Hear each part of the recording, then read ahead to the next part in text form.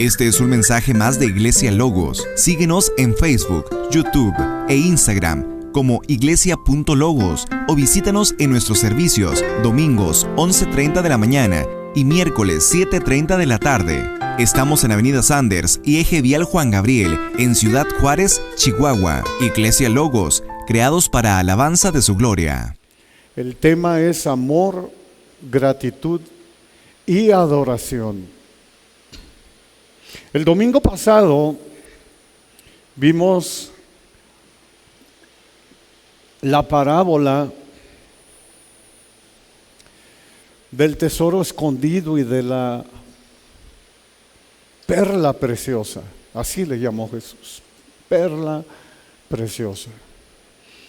Nos deja una enseñanza de que Cristo está sobre todo. Y es maravilloso. Y esta no es la excepción de lo que vamos a ver en este capítulo 12, de lo que está sucediendo aquí en el Evangelio de Juan, los versos 1 al 8. Esta historia aparece en los 4 evangelios, narrada por cada uno de ellos, obviamente cada uno a su estilo. En Mateo, Marcos y Juan hay muchísima similitud, se parece mucho, varían 2, 3 cositas, pero en realidad es la misma historia, es exactamente la misma historia. Y lo hermoso de aquí es que lo que omite uno lo dice el otro, entonces puede uno enlazar lo que sucedió en esta casa. En Mateo, Marcos y Juan, no se nos olvide, hay mucha similitud. Solo el Evangelio de Lucas da una narrativa distinta, pero prácticamente con el mismo mensaje.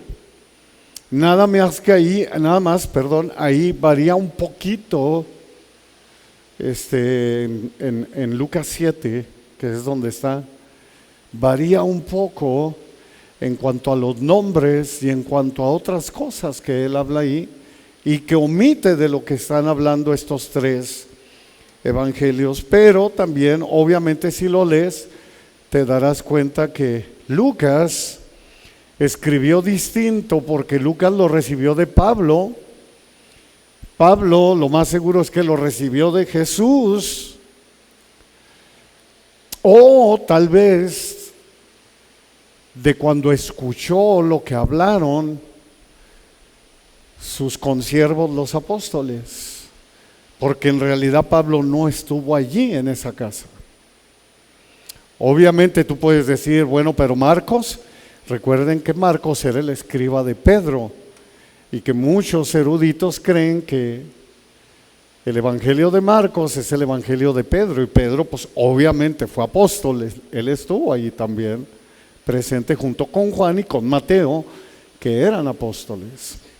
Bueno, dicho esto, seguimos adelante.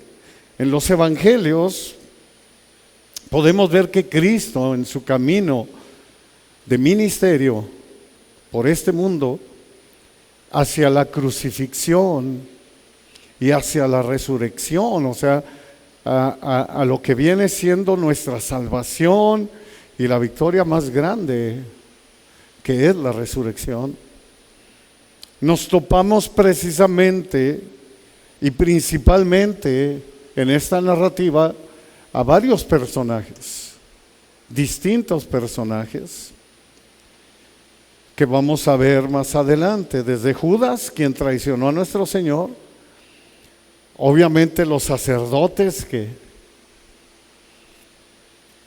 siempre andaban ahí, pero que ya estaban tramando algo grueso, ya, como decimos nosotros, ya traían a Cristo entre manos, ya lo traían en jabón, o ya lo traían bien enjabonado,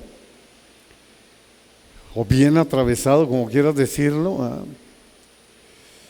Estos sacerdotes que lo condenaron, y cada persona desempeñó un papel vital en el plan soberano de Dios. Una de las escenas más impactantes se encuentra en esta narrativa de Juan. Aquí también aparecen 3 personas muy amadas por nuestro Señor Jesucristo, que es Lázaro, Marta y María. Al parecer muy amigos de nuestro Señor. No habla en realidad mucho, así mucho de ellos, pero sí aparecen en escenas y que impactan nuestra vida, principalmente María. Obviamente Lázaro, Marta y María eran hermanos. Aparece también un hombre llamado aquí, que parece que es el dueño de la casa, Simón el leproso. En el Evangelio de Lucas se le llama fariseo, pero más adelantito, inclusive cuando lo nombra nuestro Señor Jesús en Lucas 7, en la misma narrativa de algo muy parecido que les digo, le dice Simón. Entonces es muy probable que se trate de la misma,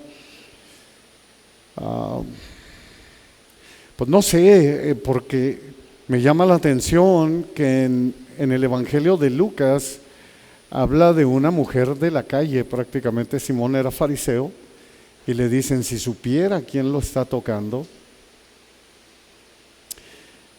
Y en los demás evangelios nunca vemos que María pues haya sido prostituta. Eso es la única duda que me queda. Pero bueno, apeguémonos a lo que viene siendo la narrativa de Mateo, Marcos y Juan, que son pero muy exactas. En el contexto leemos algo muy interesante. Juan 12, 9 al 11, o sea, terminando nuestro Señor Jesucristo de dar esta narrativa, leemos en Juan que dice, gran multitud de los judíos supieron entonces que Él estaba allí, o sea, Jesús. Y vinieron no solamente por causa de Jesús, sino también para ver a Lázaro,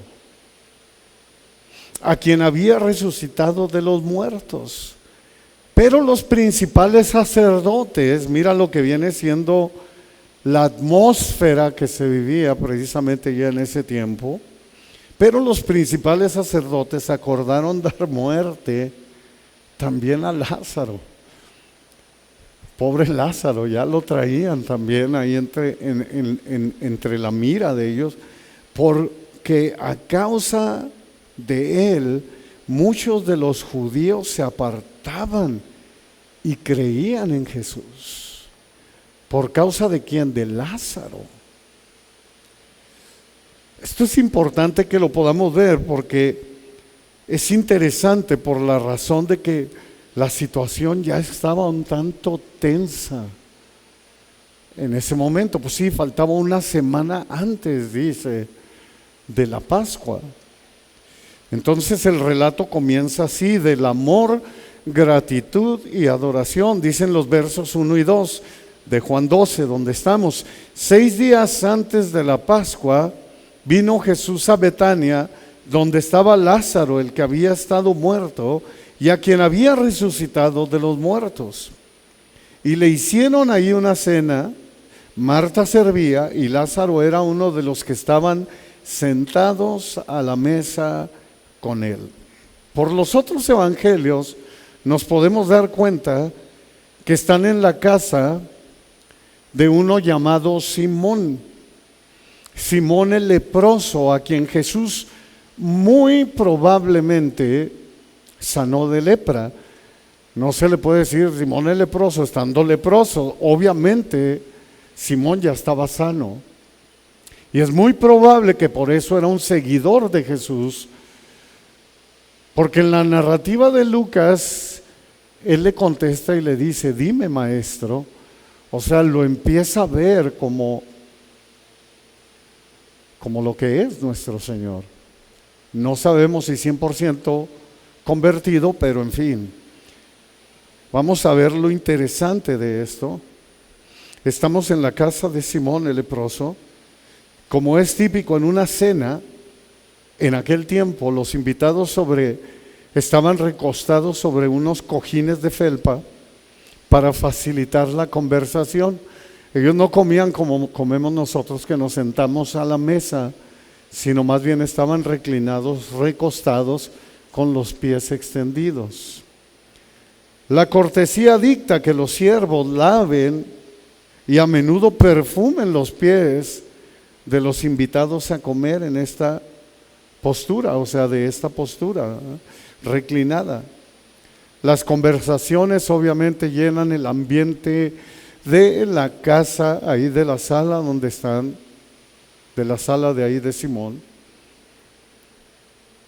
Dice, y en ese momento vamos a ver que entra María. Dicen que Lázaro estaba también ahí platicando con Jesús, sentado, reclinado.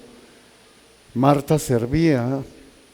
Y sabemos que esta mujer se llama María porque el Evangelio de Juan es el único que le llama María.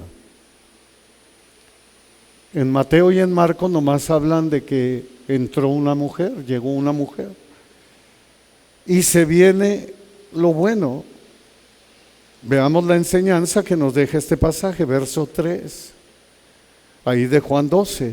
Entonces María tomó una libra de perfume de nardo puro de mucho precio y ungió los pies de Jesús y los enjugó con sus cabellos, y la casa se llenó del olor del perfume.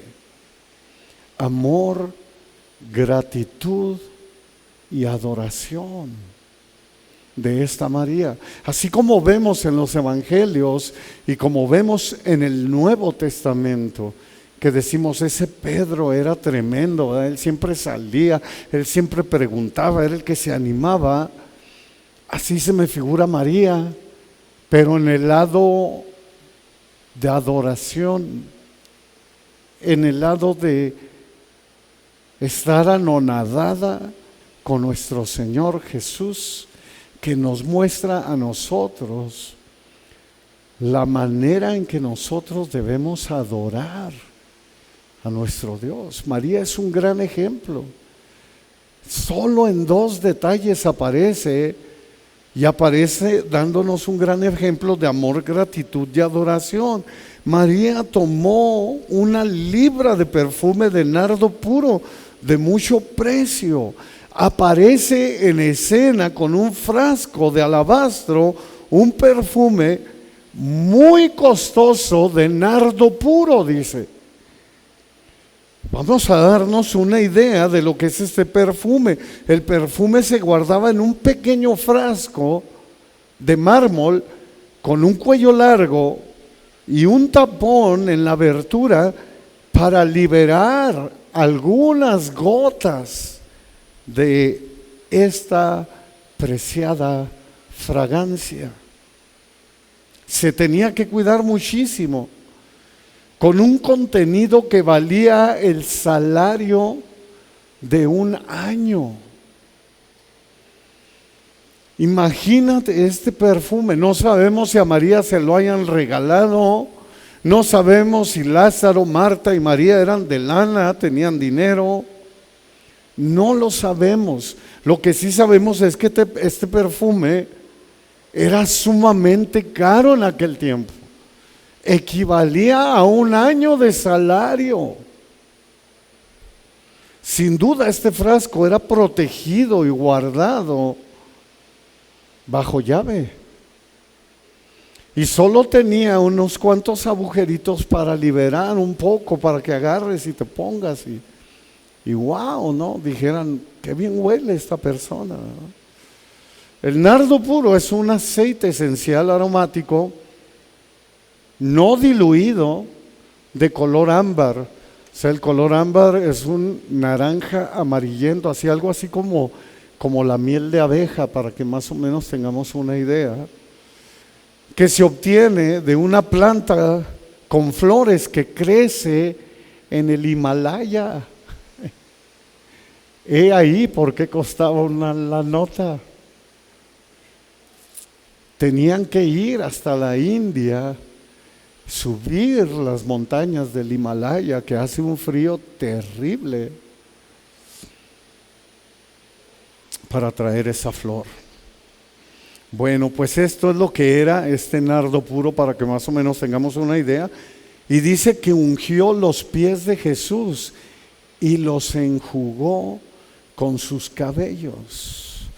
Con el preciado frasco en la mano, María se dirige a Jesús, quien está recostado platicando con los demás. Ella se acerca fácilmente porque Jesús tiene sus pies estirados como todos los demás, y ella llega y derrama ese frasco sobre él y sobre sus pies.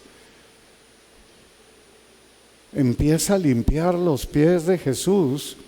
Ahora, si nosotros queremos ver que es la misma escena de Lucas, en Lucas sí da todos los detalles, porque por eso en Lucas le dice nuestro Señor a Simón, le dice: Simón, tengo contra ti algo, ¿verdad? Entré a tu casa y no me lavaron los pies, no me diste beso, no me ungiste mi cabeza. Y María lo hace, ¿y a qué precio? Ella no esparce unas gotas de perfume sobre sus pies, sino que hace lo impensable, o lo que tal vez tú y yo nunca vayamos a hacer. Ojalá Dios quiera y lo pudiéramos hacer, porque ese es el mensaje de la adoración de María. Rompe el frasco y derrama su contenido sobre la cabeza, sobre los pies de Jesús, ungiéndolos y limpiándolos con sus cabellos. A mí me deja impactado. El lunes que yo estaba viendo la historia, de esas veces que aunque ya la has leído, te impacta y dices tú: ¡qué bárbara! ¡Qué manera de adorar, de enseñarnos a todos nosotros lo que es una verdadera adoración, amor, gratitud a nuestro Dios! La casa se llenó obviamente del olor del perfume. Imagínate, puedes imaginar, toda la casa se llenó con el perfume, con ese olor fragante. Yo me imagino que los que estaban en la cocina, y me imagino, apegándome a lo que Lucas dice, que era fariseo. Los fariseos tenían lana, tenían muy buena casa, era casa grande. Yo me imagino que los que estaban en otras habitaciones han de haber dicho: ¡wow!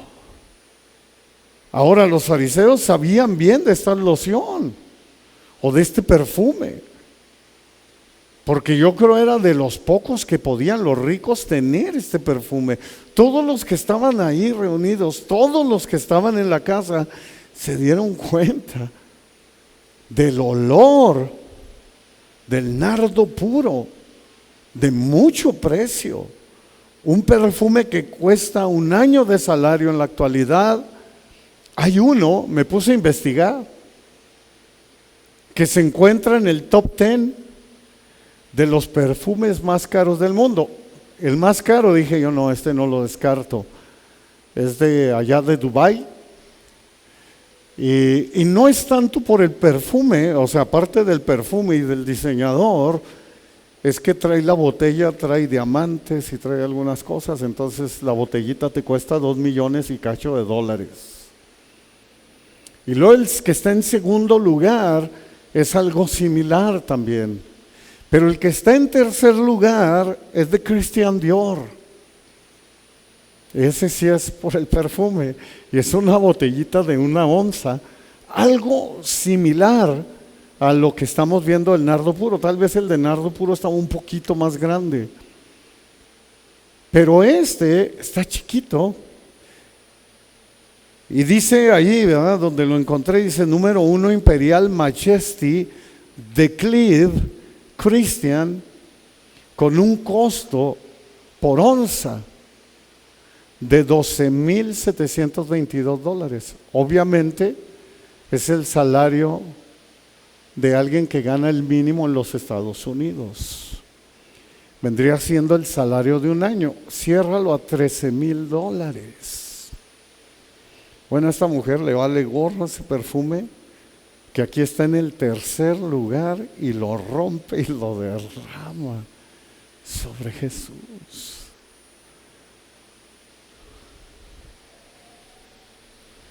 para que nos demos una idea del atrevimiento de María. Por eso les digo que podemos poner a Pedro en cuanto a lo atrabancado y todo, y podemos poner a María en cuanto a el amor, la gratitud y la adoración que había de ella hacia su Dios. O sea, a mí no me queda la menor duda que para María Dios o Cristo lo era todo, por encima de sus finanzas, de lo más preciado que ella tenía. Versos 4 al 6. Y dijo uno de sus discípulos, Judas el Iscariote, ¿no?, hijo de Simón, el que le había de entregar: ¿por qué no fue este perfume vendido por 300 denarios y dado a los pobres? Pero dijo esto no porque se cuidara de los pobres, sino porque era ladrón, y teniendo la bolsa sustraía de lo que se echaba en ella. En esta narrativa de Juan dice que Judas, quien también está recostado sobre la mesa, se indigna y comenta criticando lo que María hizo,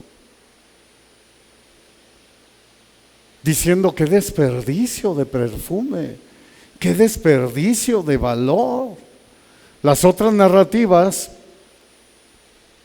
simplemente hablan, Mateo y Marcos, y dice que los otros discípulos también dijeron esto. Y sí, es muy probable que le hayan seguido la corriente a Judas, que lo hayan apoyado y hayan dicho: sí, es cierto, o sea, qué desperdicio, ¿no? Claro que lo podemos creer. ¿Por qué no fue este perfume vendido por 300 denarios y dado a los pobres? Debería haberse vendido y las ganancias se hubieran repartido para los pobres. Suena bien cuando está bien intencionado. Pero luego dijo esto no porque se cuidaba de los pobres. Se dieron cuenta la clase de lacra que era Judas, obviamente. Y yo a veces me pregunto, porque ya faltaba una semana para la Pascua, y me sigo preguntando todas las veces que este hombre tuvo oportunidad para arrepentirse y no lo hizo. No tenía temor de Dios, de Cristo. Imagínense todo lo que lo vio hacer a nuestro Señor Jesús. Inclusive los mismos evangelios dicen: es que Jesús sabía los pensamientos de las personas. Lo cual quiere decir que este hombre por 3 años estuvo y a la vez no estuvo. Viendo no vio y ni oyendo oyó. Qué triste, ¿no? Dijo esto no porque se cuidara de los pobres, sino porque era un ladrón, ¿verdad? Lo que sí podemos afirmar es que Judas, con su mente ya decidida a traicionar a Jesús, está lleno de avaricia y de corrupción. Y esto lo podemos ver, que es todo lo contrario a María. Y lo sabemos porque los evangelios de Mateo y Marcos hablan que inmediatamente después de este suceso, después de haber estado en la casa de Simón el leproso y de que pasó esto, por ejemplo en Mateo 26, que es donde está la narrativa, y en Marcos, nos damos cuenta lo que pasó. Los 2 evangelios te hablan y te dicen, entonces 26, 14 y 16 de Mateo, entonces uno de los 12, que se llamaba Judas Iscariote, fue a los principales sacerdotes y les dijo: ¿qué me quieren dar? Y yo se los entregaré. Y ellos le asignaron 30 piezas de plata y desde entonces buscaban oportunidad para entregarle. Y esto mismo lo vas a leer con mucha similitud que pasó obviamente en la narrativa de Marcos En Marcos lo ves en el capítulo 14, versos 10 en adelante. La narrativa del Evangelio de Lucas es muy diferente en cuanto a la mujer y el comentario de los que la criticaron. Vamos al verso 7 de Juan. Entonces Jesús dijo: déjala, para el día de mi sepultura guardado esto. Jesús reprende a Judas por lo que dijo a María. Déjala. Le dice: para el día de mi sepultura ha guardado esto. María realizó este acto como muestra de su amor y devoción para Cristo. Aquí empezamos a ver eso, lo que el Espíritu Santo nos quiere enseñar el día de hoy, como muestra de su adoración a Dios. Es obvio que María conocía los salmos de David, conocía cómo era David. Y el Salmo 145, 1 al 3 dice: te exaltaré, mi Dios, mi Rey, y bendeciré tu nombre eternamente y para siempre. Cada día te bendeciré y alabaré tu nombre eternamente y para siempre. Lo vuelve a repetir David, dice: grande es Yahvé y digno de suprema alabanza, y su grandeza es inescrutable. No puede haber una alabanza, dice David, que se asemeje a lo que nosotros le damos a Dios. David, al igual que María, nos enseñan que Dios está sobre todo. Igual que la parábola del que encontró el tesoro escondido, igual del mercader, aquel hombre que coleccionaba perlas, y que los dos hallaron aquello y dijeron: esto es espléndido, yo dejo todo porque quiero esto. Cristo sobre todo. María por eso lo hizo. Esa era su intención, sin saber que lo hacía para el día de la sepultura del Señor, para exaltarlo, para ese mismo día que nos iba a brindar la salvación a todos los que le pertenecemos. Su acción reveló más cosas de las que ella imaginó en ese momento. Luego añade nuestro Señor en el verso 8: porque a los pobres siempre los tendrán con ustedes, mas a mí no siempre me tendrán. Amor, gratitud y adoración. A los pobres siempre los van a tener con ustedes. Una vez más, lo que nuestro Señor está enseñando es: está bien dar a los pobres. Hey, no crean que les estoy diciendo que no le den a los pobres. Es como la enseñanza del domingo. No es que Dios nos está enseñando a que nos superemos, a que estudiemos, o a que algunos de ustedes tengan la capacidad de hacer dinero, pero es dada por Dios. Lo que está diciendo: hey, a los pobres los van a tener siempre con ustedes, pero hay prioridades. Ese es el mensaje. ¿Quieres estudiar? Estudia. ¿Quieres hacer dinero? Haz dinero. Pero hay prioridades. Prioridades. Cristo sobre todo. Que no seamos como aquel hombre principal que cuando Cristo le dice: vende todo lo que tienes, repártelo a los pobres y ven y sígueme, se entristeció, ya no le gustó. A María no, ni al mismo David. Si a David el Señor le hubiera dicho: deja el reino, deja el reino. Y lo vemos cuando le dice: no, tú no me puedes construir templo. Era el anhelo de su corazón, así como que chin. Pero no lo hizo. María igual. A lo mejor sorprendió al mismo Lázaro y a la misma Marta. ¿Cómo fue que quebró ese frasco? Pero así es el amor por Cristo. Hay prioridades. María es un ejemplo de cómo ignorar a los detractores y ser imparable en la adoración a Jesús. Esa es la clave del mensaje, muy parecido a lo que David hizo. Mira lo que dice segundo de Samuel, capítulo 6, verso 14 al 16.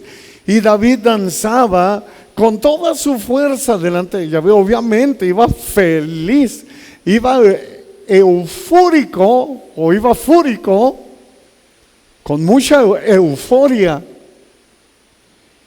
porque llevaba la presencia del Señor a Jerusalén. Y él va contentísimo y dice Yahvé, y David danzaba con toda su fuerza delante de Yahvé. Y estaba David vestido con un efod de lino, o sea, vestido de realeza. Así David y toda la casa de Israel conducían el arca de Yahvé con júbilo y sonido de trompeta. Cuando el arca de Yahvé llegó a la ciudad de David, aconteció que Mical, la esposa de David, hija de Saúl, miró desde una ventana y vio al rey David que saltaba y danzaba delante de Yahvé, y lo menospreció en su corazón. Se burló de él. ¿Puedes ver la similitud? David también, al igual que María, es un ejemplo de cómo ignorar a los detractores, a los escarnecedores, a los que se burlan de ti porque te dicen: uy, qué religioso, uy, qué fanático.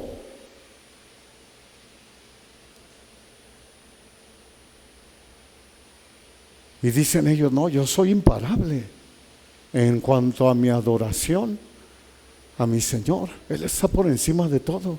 Entonces en 2 de Samuel 6, 20 al 23 dice: volvió luego David, mira, va bien contento, va bien gozoso David, para bendecir su casa, dice. Volvió luego David para bendecir su casa. Y sale la esposa. Mical sale a recibir a David y dijo: cuán honrado ha quedado hoy el rey de Israel, descubriéndose, o sea, quitándose su ropa real, su ropa de efod de lino fino, hoy delante de las criadas.